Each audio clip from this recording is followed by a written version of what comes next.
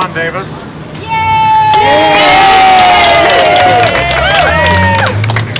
My son is missing.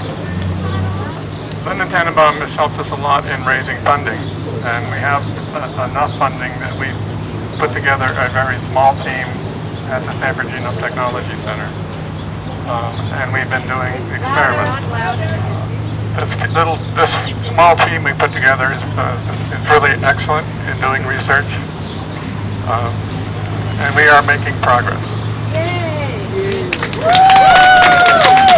Now, it's very clear what's needed.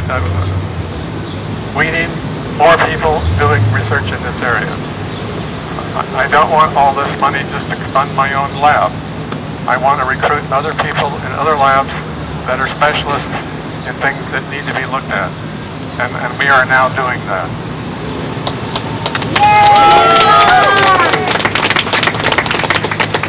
I think that we're very close now to finding a molecular diagnostic marker.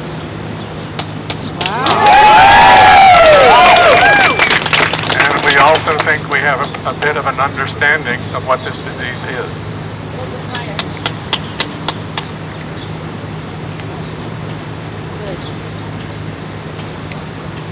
A lot of the ideas that have been around about what this disease is, I think, are wrong.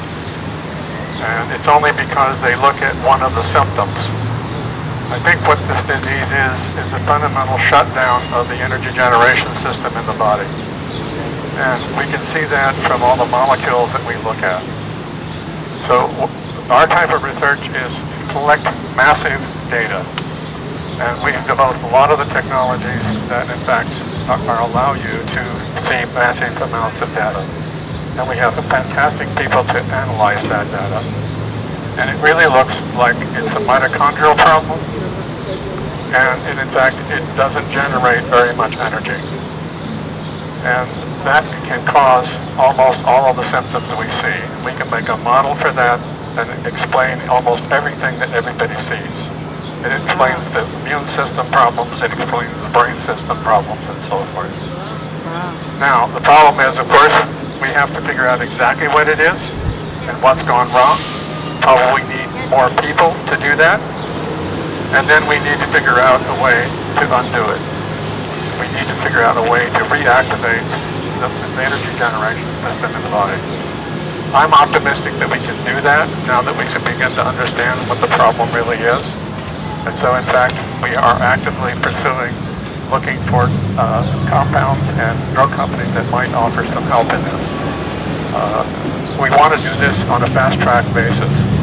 So we want to try to figure out what it is, figure out a way to do the diagnostic, and then look for things that might treat it. And we want to do that as quickly as possible. I do not want to wait another 30 years.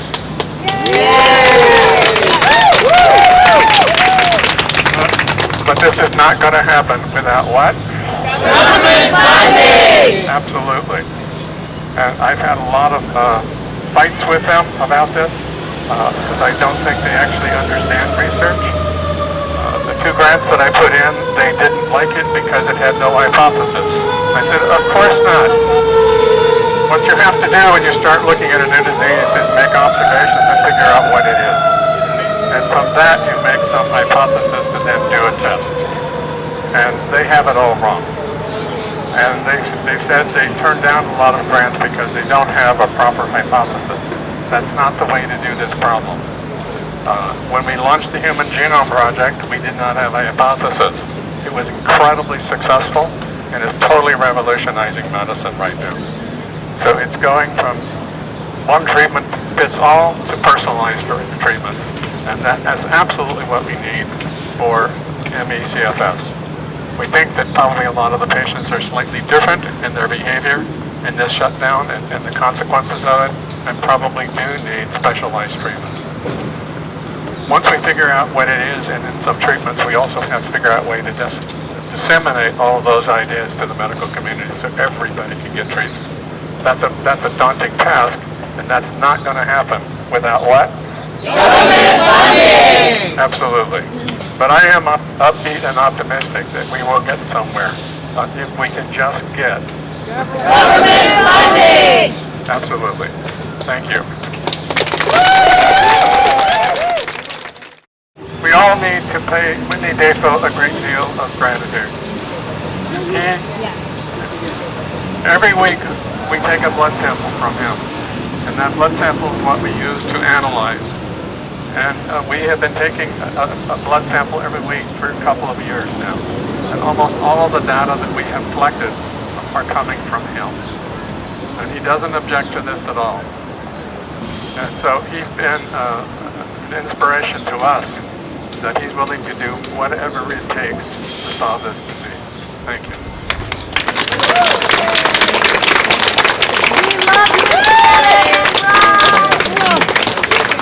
Hello, I want to say I live at Rossmore, which is a senior community in Walnut Creek, and we raised $1,000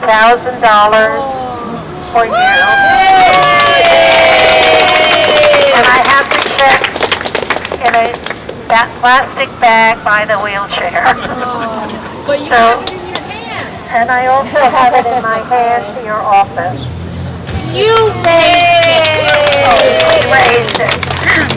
Raise your hand if you're from Rossmore. There's several of us here. They did it.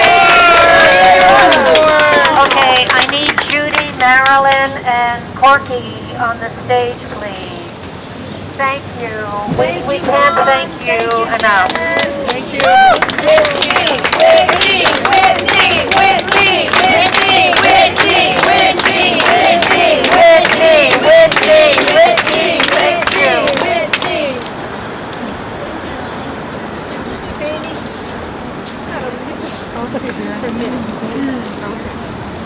Stop.